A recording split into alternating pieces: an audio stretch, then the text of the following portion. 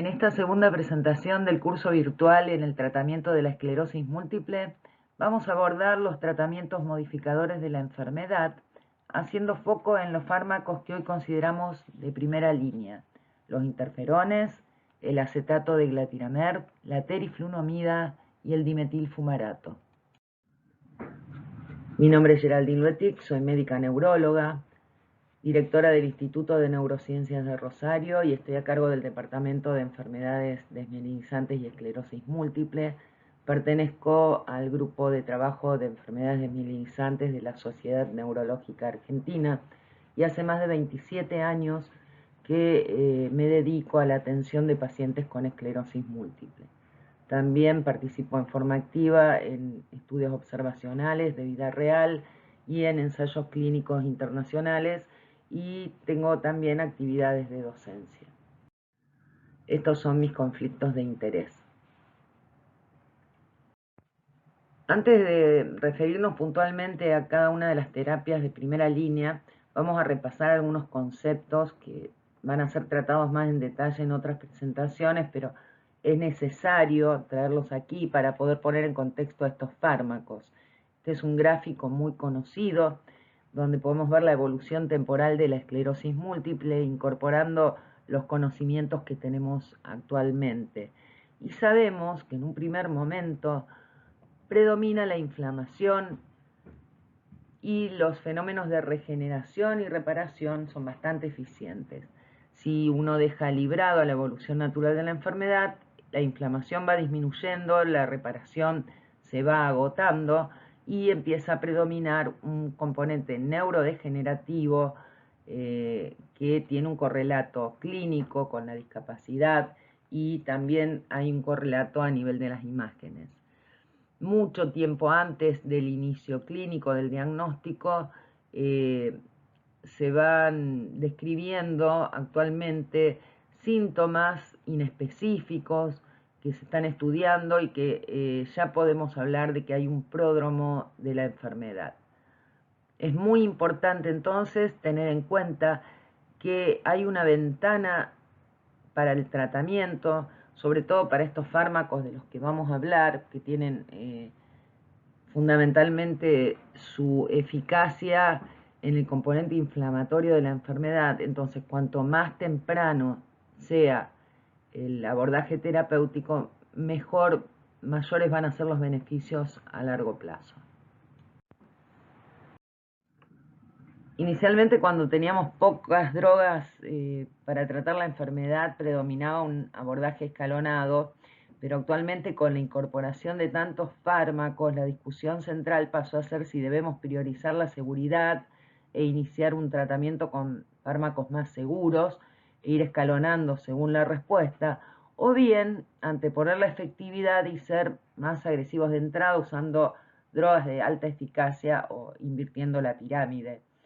Este es un tema muy actual de controversias, donde todavía no hay consenso, y en lo personal yo creo que cada paciente puede llegar a responder a una terapia diferente, independientemente de dónde esté categorizada en este gráfico o en esta visión de abordaje. Ya algunos líderes están cuestionando la validez de este tipo de enfoque, porque está basado en los resultados de los ensayos clínicos y no contempla los factores que dependen del paciente. Por otra parte, los criterios diagnósticos usados en los diferentes ensayos han ido evolucionando, de modo tal que en los actuales estudios clínicos entran pacientes que anteriormente eran considerados como síndrome desmielinizante aislado, y ahora con los nuevos criterios ya categorizan para esclerosis múltiple. No hay una evidencia definitiva que apoye determinado abordaje. Pienso que en un futuro esto se va a ir aclarando en la medida que se vayan encontrando marcadores que nos puedan orientar hacia cuál es la medicación ideal para cada paciente en particular. Entonces, más allá de la efectividad de las drogas demostradas en los ensayos clínicos, lo que sí tenemos que contemplar son todos estos factores que dependen de la enfermedad, de la cobertura de salud, relacionados con la medicación, pero más allá de todo, de las necesidades del paciente en particular. Ahora sí, habiendo repasado el contexto actual, voy a pasar a hablar de las particularidades de cada fármaco. El interferón beta 1B fue la primera droga que demostró interferir en la evolución natural de la enfermedad y fue la primera medicación aprobada para el tratamiento de la esclerosis múltiple a recaídas y remisiones. En cuanto al mecanismo de acción, si bien sabemos que es una citoquina que modula la respuesta inmune, disminuyendo el influjo de células T al sistema nervioso central y tiene una rápida acción en disminuir las lesiones gadolinium-captantes, aún hoy se siguen descubriendo nuevos mecanismos de acción de los interferones. En el estudio pivotal liderado por Kenneth Johnson mostró que disminuía la tasa anual de recaídas, una menor tasa de progresión a la discapacidad y una reducción del volumen lesional en resonancia. También hay estudios que demostraron su eficacia en la prolongación del tiempo de conversión de síndrome desmielizante aislado a esclerosis múltiple, por lo cual también se podría utilizar en los síndromes clínicos aislados. Se hicieron varios estudios comparativos con los distintos interferones. Y en el estudio Incoming se comparó el 1B con el 1A intramuscular semanal y el interferón beta 1B fue más efectivo clínica y radiológicamente. Otro estudio comparativo lo confrontó con el 1A subcutáneo trisemanal y en este caso ambos son de alta dosis, alta frecuencia y mostraron similares resultados en cuanto a efectividad. La presentación es en jeringas prellenadas de 250 microgramos, la equivalencia es 8 millones de unidades internacionales, se administra por vía subcutánea, días alternos. El monitoreo basal, tanto para este interferón como para el resto de los interferones, consiste en un hemograma completo, un dosaje de las enzimas hepáticas y de la función tiroidea. Y luego, durante el tratamiento, se realiza hemograma completo, función hepática y tiroidea cada 3 meses del primer semestre y después los controles son anuales. En cuanto a los controles por imágenes, por consensos, se determinó últimamente que es conveniente realizar una resonancia del 6º mes de inicio del tratamiento, no solo de este, sino con cualquier tratamiento modificador de la enfermedad, y de no mediar ninguna complicación o necesidad de adelantar el estudio, los controles programados serían en forma anual. El segundo interferón en ser aprobado para su uso en la esclerosis múltiple de recaídas y remisiones fue el beta 1A intramuscular en 1996. También demostró una reducción de la tasa de recaídas, una disminución del volumen lesional medido por la resonancia y una menor tasa de progresión. Este interferón tiene también un aval para su uso en los síndromes desmielizantes aislados mediante el estudio CHAMPS. Con él se introduce por primera vez el dosaje de anticuerpos neutralizantes que después fue estudiado en el resto de los interferones y aún hoy sigue siendo motivo de controversia porque no hay suficiente evidencia como para decir que estos puedan actuar interfiriendo con la eficacia de la droga, o sea, no se encontró un correlato entre el título de anticuerpos y la respuesta al interferón. Pareciera más estar relacionado con otras propiedades de los interferones, como son las antivirales. Por tal motivo, aún hoy es un tema de controversia y no está incluido el dosaje de anticuerpos neutralizantes dentro de los consensos o para, digamos, determinar si una droga está siendo efectiva o no. El interferón beta 1A es el que menos porcentaje de anticuerpos neutralizantes genera. Los efectos secundarios son similares para todos los interferones. Vienen jeringas prellenadas de 30 microgramos y se aplica por vía intramuscular con un autoinyector una vez por semana. El monitoreo basal y durante el tratamiento es similar al de otros interferones. El interferón beta-1A subcutáneo fue el tercer interferón aprobado para su uso en la esclerosis múltiple de recaídas y remisiones en el año 1998. Demostró una reducción significativa de la tasa anualizada de recaídas y de la carga lesional medida en resonancia. El estudio PRISM, que fue el estudio pivotal, tuvo una fase de extensión donde se demostró que los pacientes que habían recibido rama activa desde el inicio del estudio tuvieron una significativamente mayor y mejor respuesta al tratamiento que aquellos que habían estado en la rama placebo.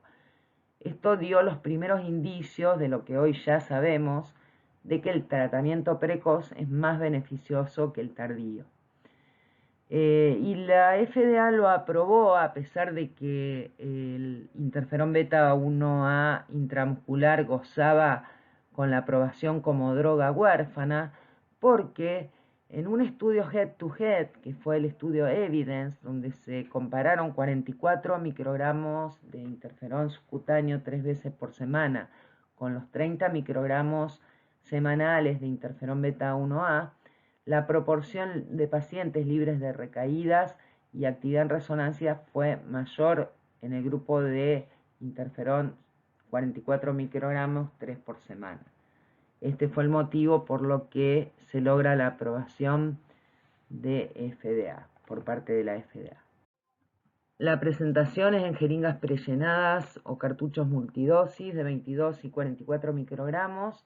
Se administran por vía subcutánea con autoinyector.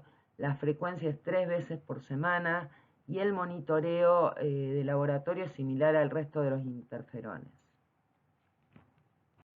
Finalmente, dentro de este grupo y de más reciente aprobación está el interferón beta-1A pegilado, que mostró una disminución de la tasa de recaídas, del volumen lesional y de la tasa de progresión similar al beta-interferón 1A intramuscular. La pegilación aumenta la vida media del interferón, por lo tanto disminuye la frecuencia de administración y por ende mejora la adherencia. Los efectos secundarios son similares para todos los interferones. La presentación es en jeringas prellenadas en dosis de 63, 94 y 125 microgramos para titular o para ir escalando. Se comienza con 63 microgramos, a las 2 semanas se sube a 94 microgramos y 2 semanas más tarde a 125, que es la dosis terapéutica que se sostiene en el tiempo.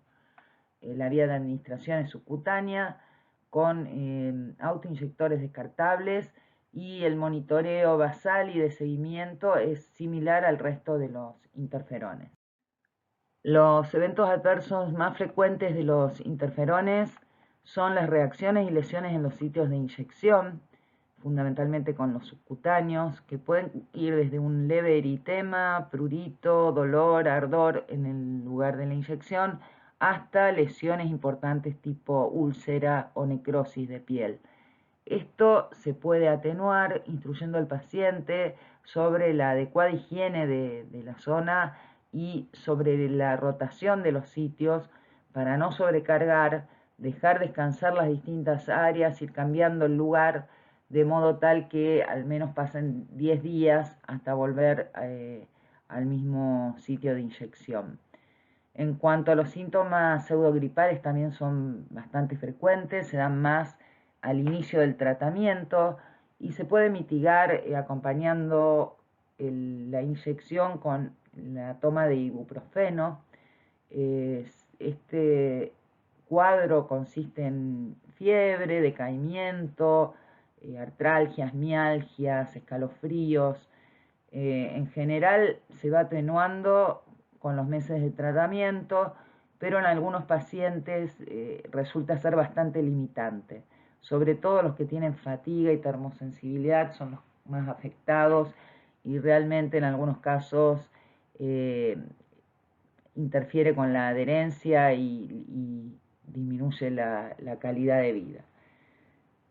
La elevación de las enzimas hepáticas, sobre todo las transaminasas, deben ser monitoreadas, aunque con interferón no se ha visto elevaciones tan importantes. En general no suelen superar 2 veces el valor superior normal, y esto se da también más en los primeros meses de tratamiento.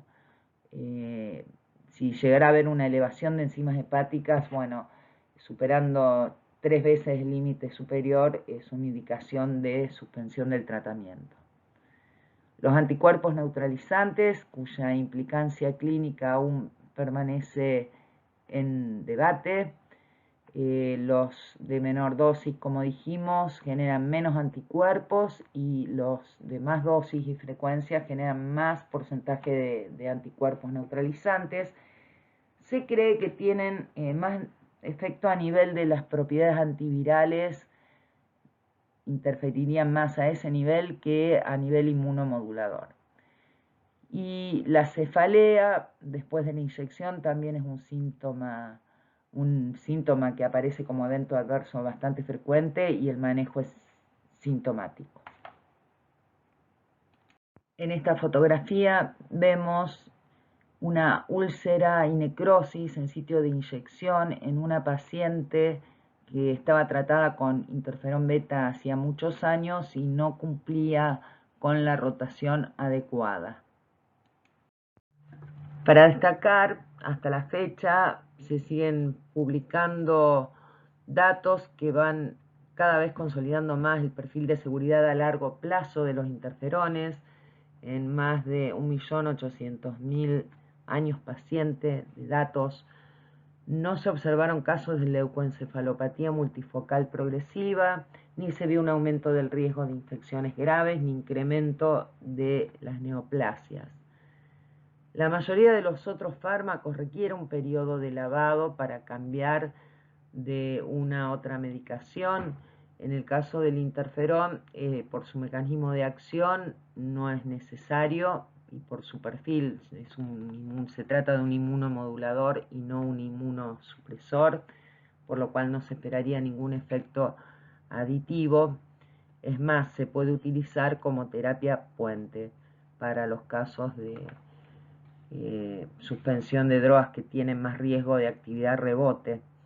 Recientemente fue aprobado su uso en el embarazo, y los datos que respaldan esta actualización de rótulos de clase para los interferones provienen de datos preclínicos del Registro Europeo de Embarazo de Interferón Beta, del registro nórdico y otros registros con datos de más de 1.000 embarazos. Entonces, en nuestro país, en febrero de este año, fue incluido en prospecto que está aprobado su uso en el embarazo, lo que lo hace una opción muy atractiva para pacientes que están a riesgo de recaídas, o bien para aquellas que están en un periodo de preconcepción prolongado. Y por otra parte, el paciente que está con esta terapia, directamente uno no lo tendría que suspender como hacíamos anteriormente. Como es una molécula grande, el pasaje a la leche es ínfimo, así que también se puede utilizar durante la lactancia. Y por su perfil de seguridad se presenta como una excelente opción para utilizar en la población pediátrica. Y últimamente también hay varios trabajos que avalan su uso en pacientes de edad avanzada. Otras de las ventajas son su perfil de seguridad, la baja carga de monitoreo que tienen, las pocas visitas al hospital asociadas, ya que no requiere de un medio hospitalario, como es en el caso de las infusiones o otras drogas donde hay que hacer controles más periódicos.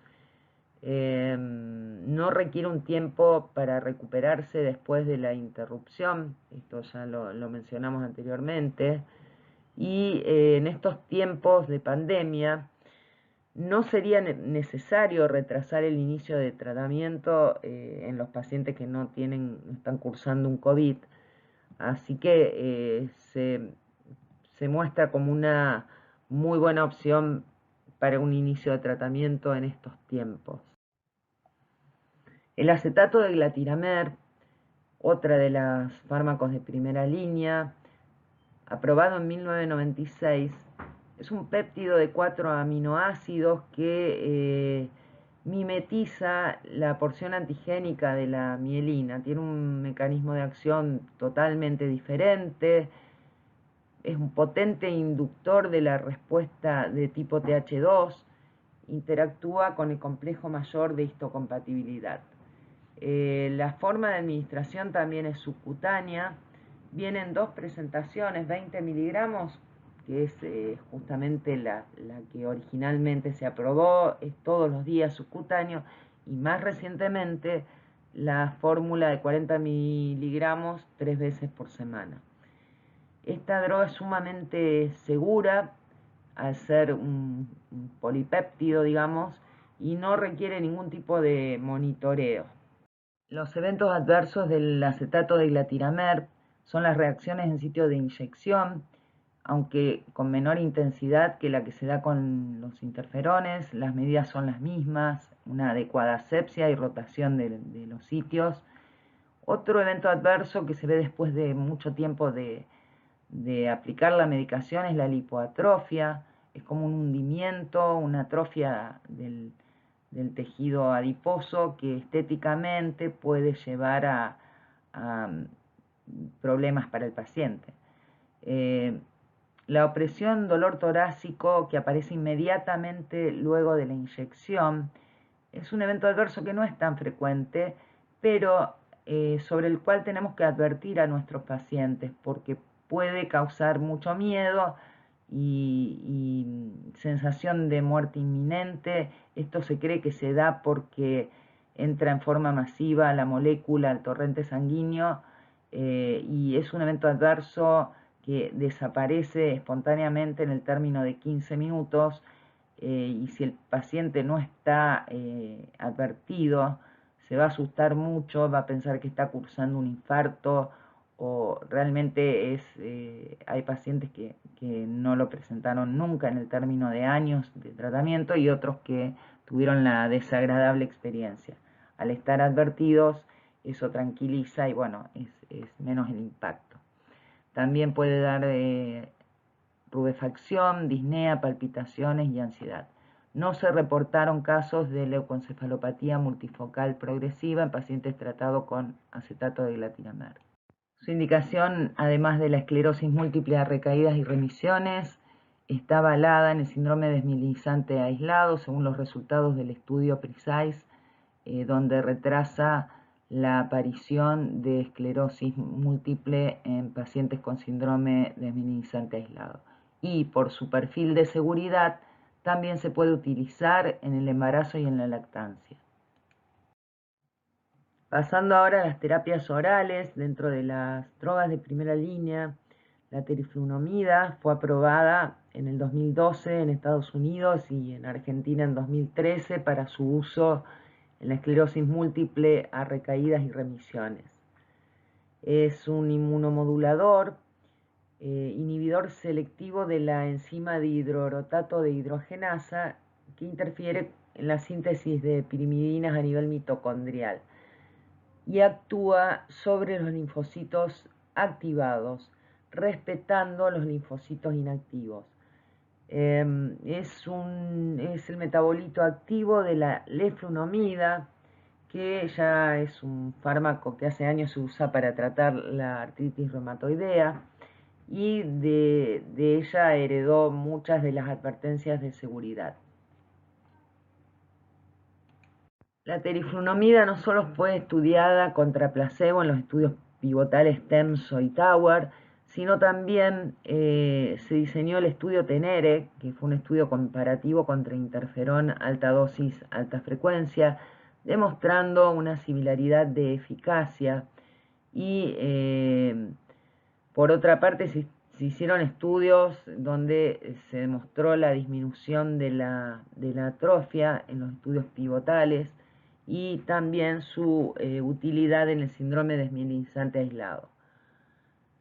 Las ventajas son la vía y frecuencia de administración, es una sola dosis diaria, no requiere monitoreo de primera dosis, como en el caso de otros fármacos como el fingolimod.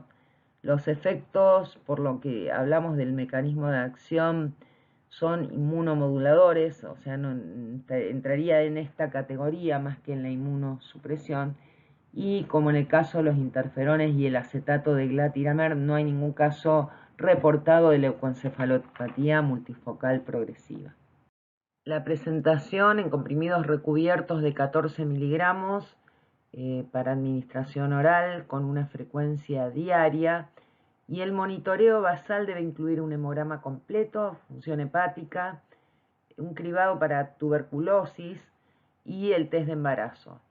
El monitoreo durante el tratamiento, la función hepática debe ser controlada mensualmente durante el primer semestre y luego con hemograma completo cada 3 a 6 meses.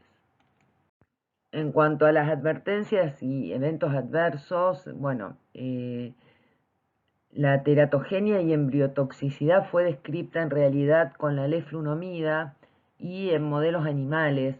De todos modos, como es un derivado activo de dicha droga, entra dentro de la categoría X para embarazo, aunque hasta la fecha no se reportaron casos de teratogenia con la teriflunomida. El riesgo de infecciones, de todos modos, como dijimos, no tiene tanto efecto inmunosupresor, pero bueno, hay que hacer un monitoreo cercano de los glóbulos blancos, sobre todo los primeros meses del tratamiento. Los trastornos gastrointestinales se pueden dar sobre todo en las primeras semanas de inicio de la medicación, y esto se puede atenuar acompañando con un gastroprotector los primeros días de tratamiento. Otro de los trastornos gastrointestinales son los episodios de diarrea, aunque no han sido tan frecuentes. Uno de los eventos adversos que puede llegar a limitar su uso, sobre todo en mujeres, es el afinamiento y la caída del cabello, que se da como un evento adverso más tardío, aparece entre el tercer y sexto mes, pero es transitorio y reversible. Esto se debe a un efluvio telógeno y después del sexto mes el cabello nuevo comienza a crecer. La hepatotoxicidad por su metabolismo hepático también, y también porque es una advertencia de seguridad para la leflunomida en pacientes con artritis reumatoidea. De todos modos, en estudios de vida real y grandes series no se han reportado casos severos de hepatotoxicidad. El criterio de suspensión es la elevación 3 veces del nivel superior de las enzimas hepáticas, pero se ha visto que estas en general no superan los 2 veces el límite superior del valor de transaminasas. Otro efecto que se puede observar es la hipertensión arterial, por lo cual hay que hacer un monitoreo de presión durante el tratamiento. Se reportaron algunos casos de necrólisis tóxica epidérmica, con la leflunomida, un caso de Steven Johnson, y también algunas manifestaciones tipo angioedema. Por otro lado, al igual que con los interferones, no se observó un aumento del riesgo de neoplasias ni se reportaron casos de leucoencefalopatía multifocal progresiva. Esta foto es simplemente para mostrarles cómo se presenta el afinamiento del cabello, la disminución de la densidad de implantación del cabello por este fluido telógeno, pero es totalmente reversible, como dijimos recién. Y en estas imágenes quería compartir un evento adverso que no está referido como tan frecuente, pero en nuestra serie de más de 100 pacientes tuvimos algunos con esta reacción de farmacodermia, un angioedema en cara, lesiones eritematosas, que luego descamaron y resolvieron con la suspensión de la droga.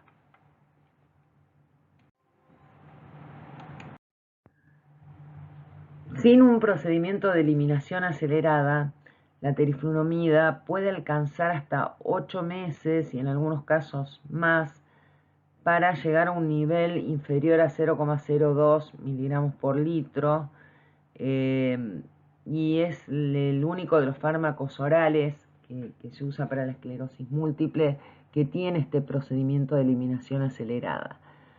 Las indicaciones puntuales son cuando una paciente planifica un embarazo, o bien ante un embarazo o una infección severa o alguna reacción alérgica, un síndrome de Stevens-Johnson, una necrosis epidérmica tóxica o reacciones hematológicas graves. En el caso de switch a otros fármacos hay que evaluar bien el efecto sumatorio con la inmunosupresión, pero como no es tan marcado en el caso de la teriflunomida, de hecho mostramos evidencia de que se usaría como terapia puente, este proceso de eliminación acelerada queda limitado para estos casos puntuales y realmente si vamos a hacer un switch de algún paciente que tiene una leucopenia muy severa. Lo que se usa habitualmente es la colestiramina, dosis en polvo, 8 gramos 3 veces por día durante 11 días y luego se hace un dosaje del fármaco para chequear que haya alcanzado el nivel inferior al 0,02 y una vez de ahí en adelante, bueno, esperar unos 15 días más en caso de que la paciente esté planeando un embarazo, como para reasegurarnos que los niveles ya sean indetectables. En caso de que no se tolere la dosis de 8 gramos, se puede bajar a 4 gramos hasta alcanzar estos 11 días. Y en caso de que no haya disponibilidad de colestiramina o el paciente no la tolere, otro fármaco se puede usar es el carbón activado, 50 gramos 2 veces por día, también durante 11 días. Esto a la vez va a garantizar que los niveles de teriflunomida en sangre realmente sean en valores indetectables o menores a 0,02. El único de los fármacos que se puede lavar en forma activa. Bueno, en cuanto a las novedades en este año, en los últimos congresos, hubo presentaciones preliminares de ensayos en curso. Uno de ellos es el TeriKids, que es el uso de teriflunomida en población pediátrica, que está en curso y que reportó resultados preliminares de tolerancia y seguridad promisorios. Y también sigue en curso el uso de teriflunomida en síndrome radiológico aislado y retraso a la aparición de síndrome desmielinizante aislado. También lo que fuimos comentando a lo largo de la presentación, su potencial uso como terapia puente. Otra de las drogas orales de primera línea es el dimetilfumarato, ya de aparición más reciente. Actúa por un mecanismo de activación de la vía de transcripción del factor nuclear 2, derivado de eritroide 2, y tiene propiedades antioxidantes. Disminuye la infiltración inflamatoria en el sistema nervioso central, favorece la sobrevida de oligodendrocitos y disminuye la activación astrocítica y de la microglia. También, como los otros fármacos que repasamos, disminuye la tasa de recaídas, la progresión de la discapacidad y la reducción en medidas de resonancia. El estudio pivotal DEFINE fue un estudio fase 3 y también hay un estudio de eficacia y seguridad a largo plazo que es el estudio ENDORSE, con un seguimiento de más de 9 años. La dosis es de 120 y 240 miligramos y vienen cápsulas duras gastroresistentes. Se administra por vía oral 2 veces por día. El monitoreo basal que se debe hacer es un hemograma completo con función hepática y función renal, porque ha habido algunos casos reportados y es una advertencia. Y el monitoreo durante el tratamiento debe incluir hemograma completo, función hepática y renal, al menos cada 3 meses. Dentro de los eventos adversos del dimetilfumarato, uno de los más frecuentes y que causa limitación a veces en su uso es la rubefacción, que se da luego de la ingesta del fármaco y dura unos 20 minutos.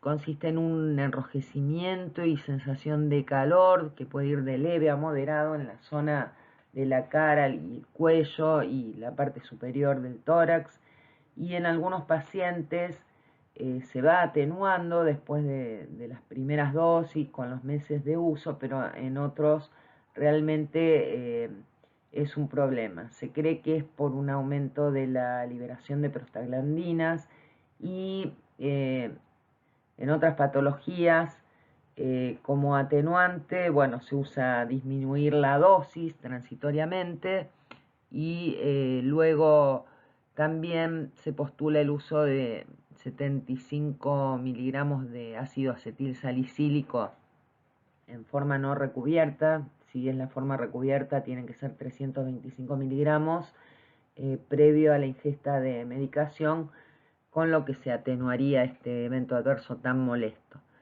Los síntomas gastrointestinales, que incluyen diarreas, náuseas, dolor abdominal, fundamentalmente la diarrea. El tratamiento es sintomático, en general se presentan también en los primeros días de tratamiento y después van cediendo con el uso continuo.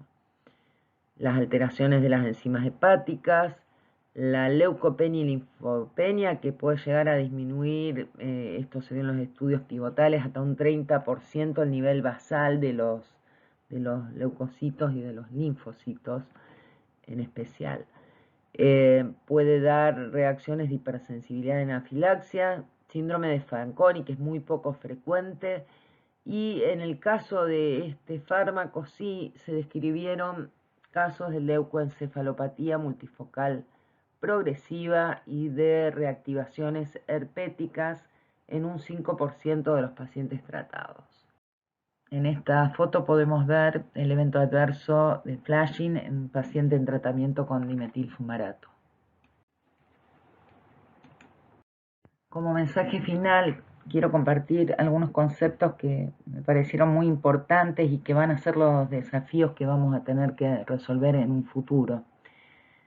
Se mostraron claras reducciones de tasa anualizada de recaídas con las drogas moduladoras comparadas contra placebo, pero los datos en lo referente a la progresión de la discapacidad son más inciertos.